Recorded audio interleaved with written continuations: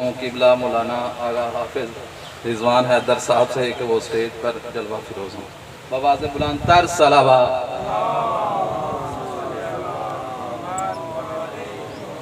نعرہ تکبیر، نعرہ رسالت، نعرہ حیدری، بآواز بلند تر صلوات.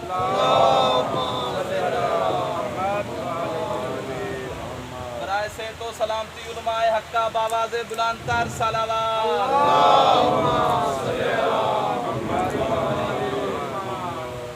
بار دیگر اپنی زبانوں کو معطر فرمائیں، بآواز بلند صلوات پڑھیں.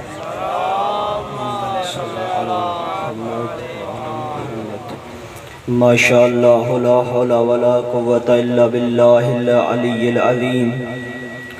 اعوذ باللہ من الشیطان الرجیم. بسم اللہ الرحمن الرحیم. الحمد لله الذي لا يبلغ مدحته القائلون ولا يحصي نعماءه العادون ولا يؤدي حقه المجتهدون الذي لا يدركه بعد الهمم ولا يناله غوص الفتن والصلاة والسلام على أشرف الأنبياء والمرسلين الذي سمي في السماء بأحمد وفي الأرضين بأبي القاسم محمد وعلى أهل بيته الطيبين الطاهرين المعصومين الذين أذهب الله عنهم الرجس وطهرهم تطهيرا.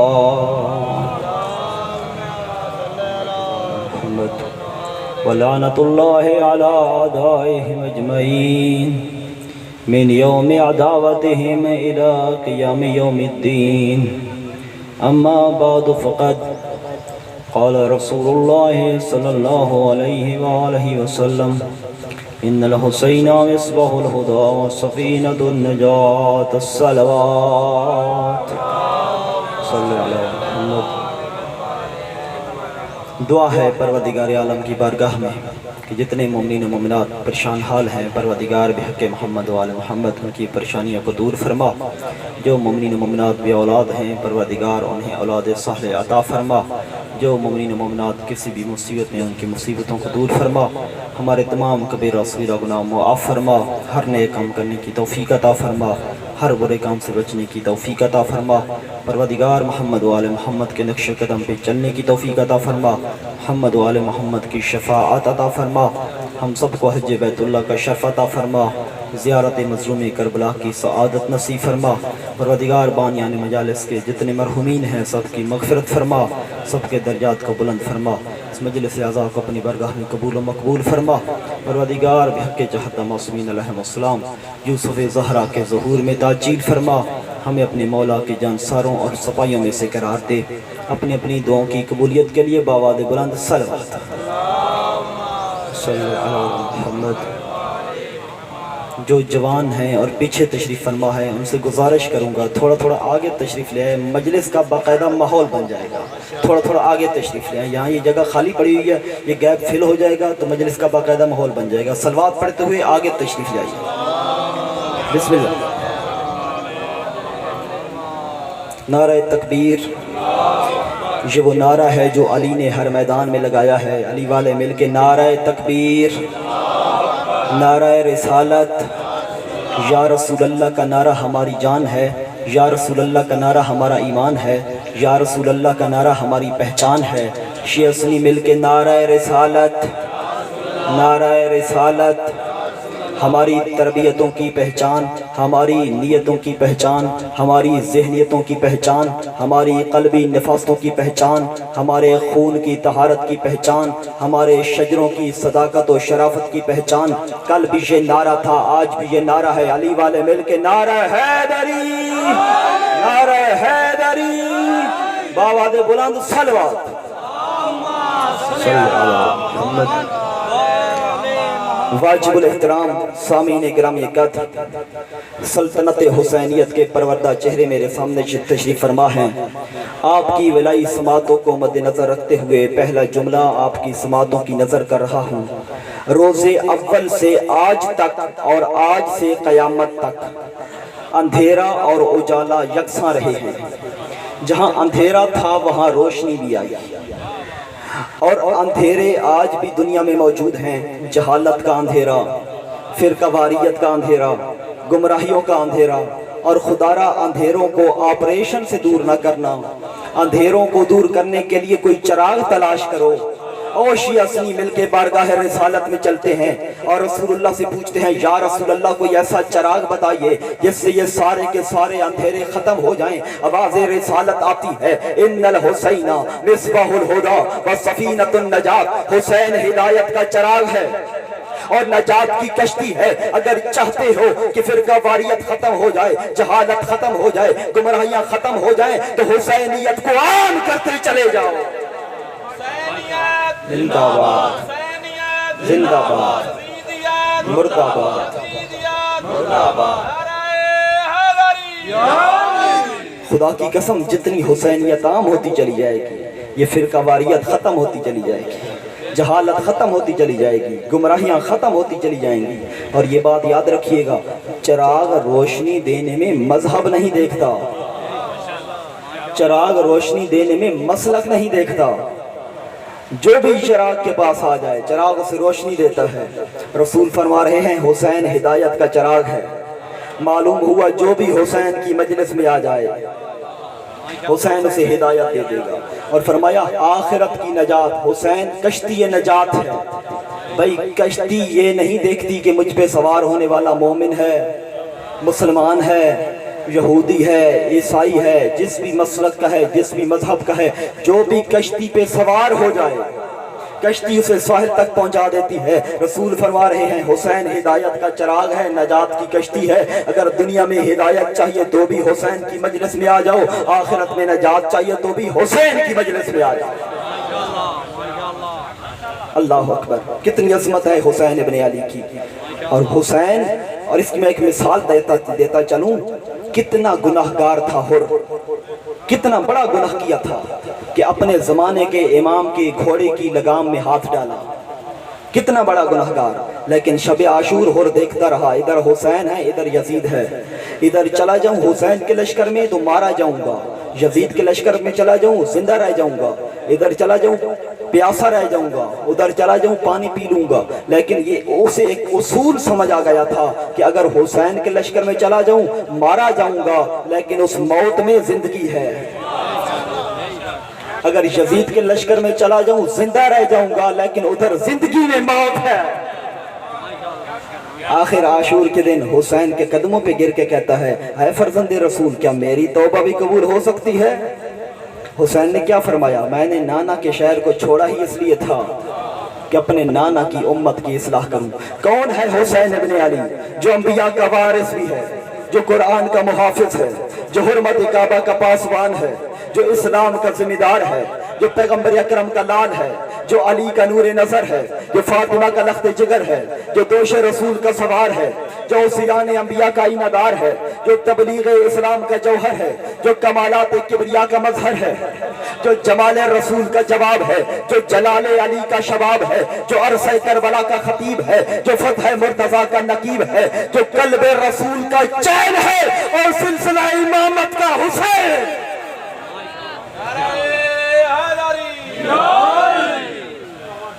कौन है हुसैन इब्न अली? भाई जो खुद भी मासूम हो, जिसके नाना भी मासूम हो, जिसके बाबा भी मासूम हो, जिसके भाई भी मासूम हो, और जिसकी नस्ल में अल्लाह 9 मासूम इमाम पैदा करे, उसे हुसैन कहते हैं। ये पीछे वाले क्यों चुप बैठे हैं? क्या समझ नहीं आ रही बात की? हुसैन किस घराने में पैदा हुआ? हुसैन उस घराने में पैदा हुआ जहां एक तरफ आफताब नबुव्वत चमक रहा था, दूसरी तरफ महताब इस्मत चमक रहा था, तीसरी तरफ कमरे इमामत चमक रहा था। इतने सूरज और चांदों की मौजूदगी में बिखर कर निखर कर जो अपनी अलहदा चमक दिखाए, उसे हुसैन कहते थे। اسے حسین کہتے ہیں۔ کتنی عظمت کا مالک ہے حسین کہ مسجد نبوی ہے، رسول نماز پڑھا رہے ہیں، حسین آئے اور پشت نبی پہ سوار ہو گئے۔ پیغمبر نے 70 مرتبہ پڑھا سبحان ربی الاعلیٰ و بحمدہ، سبحان ربی الاعلیٰ و بحمدہ، سبحان ربی الاعلیٰ و بحمدہ۔ پہلے جب پیغمبر نماز پڑھتے تھے تو 3 مرتبہ پڑھتے سبحان ربی الاعلیٰ و بحمدہ۔ آج پیغمبر نے 70 مرتبہ پڑھا سبحان ربی الاعلیٰ و بحمدہ۔ تو جو صحابہ رسول کی اقتداء میں نماز پڑھ رہے تھے، جب انہیں تھکاوٹ محسوس ہوئی، ظاہر ہے جب آپ بھی عید کی نماز کبھی کبھی پڑھتے ہوں گے تو جب پیش نماز لمبا ہو جاتا ہے تو آپ کو بھی تھکاوٹ ہوتی ہوگی، ایسا ہی ہے نا؟ تو پیغمبر اسلام نے جب 70 مرتبہ سبحان ربی الاعلیٰ و بحمدہ پڑھا تو کوئی صحابی اس کونے سے سر اٹھاتا، دیکھتا حسین پشت پہ ہے، سجدے میں چلا جاتا۔ کوئی اس کونے سے سر اٹھاتا، دیکھتا حسین پشت پہ ہے، سجدے میں چلا جاتا۔ کوئی تیسرے کونے سے سر اٹھاتا، دیکھتا حسین پشت پہ ہے، سجدے میں چلا جاتا۔ پہلے جب رسول کی پشت پہ حسین سوار ہوتے تھے تو جس طرف رخ ہوتا تھا رسول کا اسی طرف رخ ہوتا تھا حسین کا۔ آج حسین اپنی مرضی سے سوار ہوئے تھے، رسول کا رخ تھا قبلہ کی طرف، حسین کا رخ تھا نمازیوں کی طرف۔ اللہ اکبر۔ کوئی اس کونے سے سر اٹھاتا، دیکھتا حسین پشت پہ ہے، سجدے میں چلا جاتا۔ کوئی اس کونے سے سر اٹھاتا، دیکھتا حسین پشت پہ ہے، سجدے میں چلا جاتا۔ کوئی تیسرے کونے سے سر اٹھاتا، دیکھتا حسین پشت پہ ہے، سجدے میں چلا جاتا۔ ایسا لگتا ہے جیسے حسین نے نمازیوں کی طرف رخ کیا اس لیے تھا، نمازیوں سجدے سے سر اٹھاتے بھی جاؤ، دیکھتے بھی جاؤ۔ عامر کسے کہتے ہیں؟ اول الامر کسے کہتے ہیں؟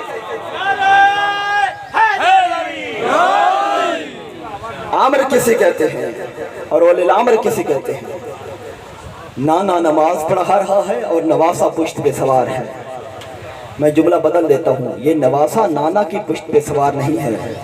اگر ہوتا نواسا نانا کی پشت پہ سوار تو یہ رسول کا عمل امت کے لیے سنت بن جاتا۔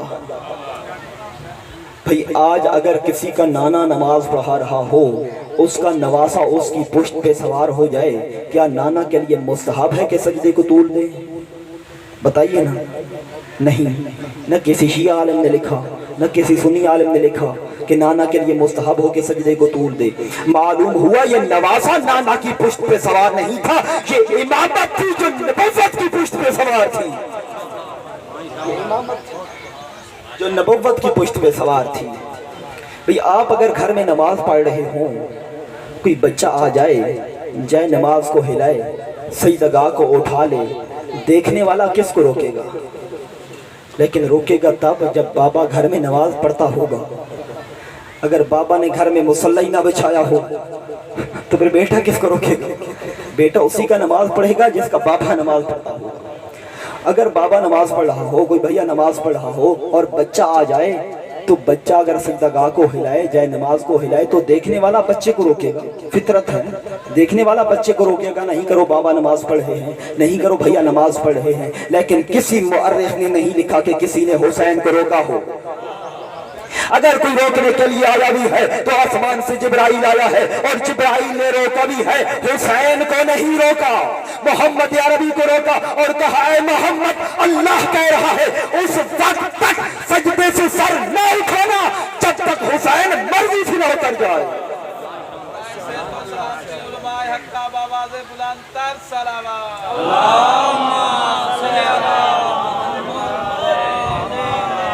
جب تک حسین مرضی سے نہ اتر جائے۔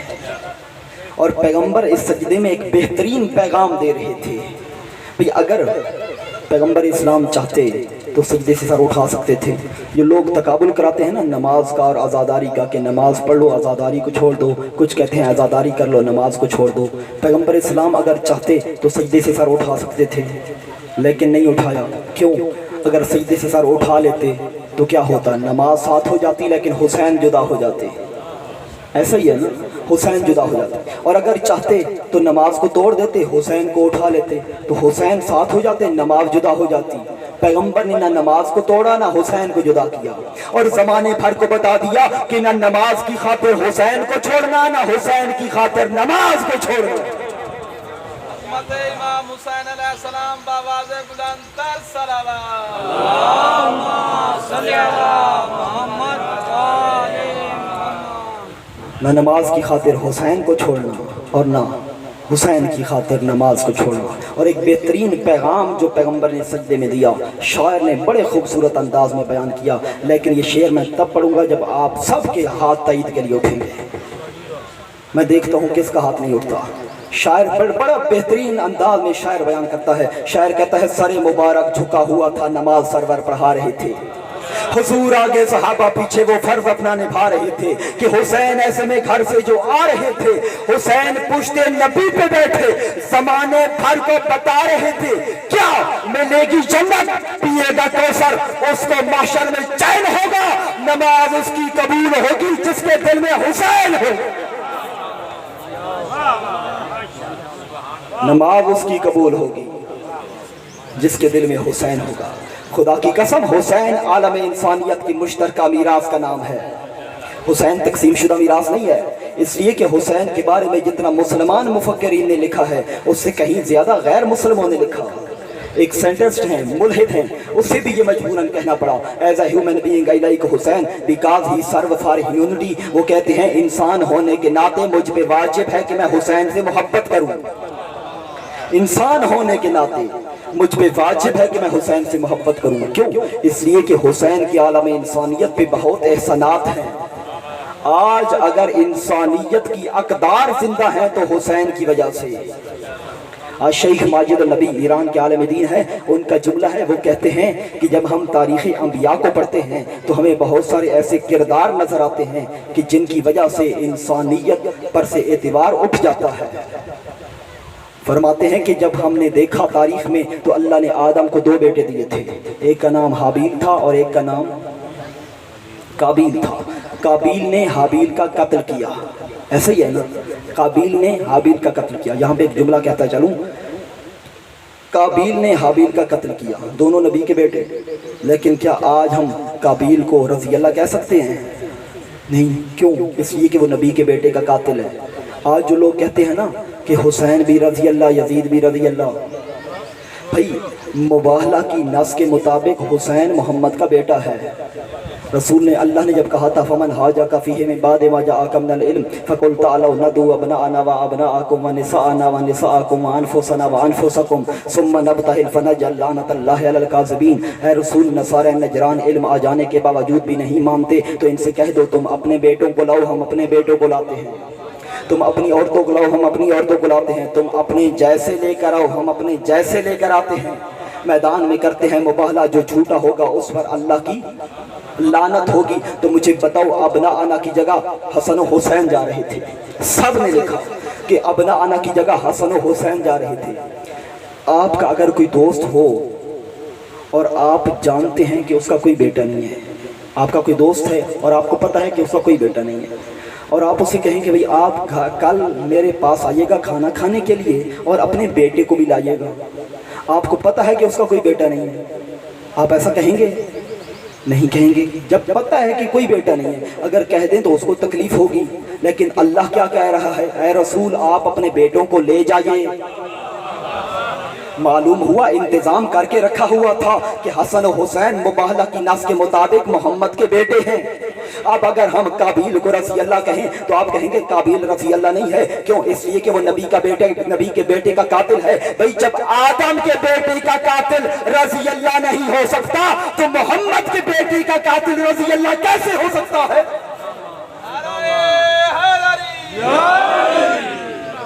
जो सैयदुल मुरसलीन पैगंबर के बेटे का कातिल हो वो रज़ी अल्लाह कैसे हो सकता है? तो शेख माजिद नबी कहते हैं कि आदम के 2 बेटे थे, हाबील और काबील। काबील ने हाबील का कत्ल किया, लोगों का भाइयों पर से एतबार उठ गया, भाइयों का रिश्ता बदनाम हो गया।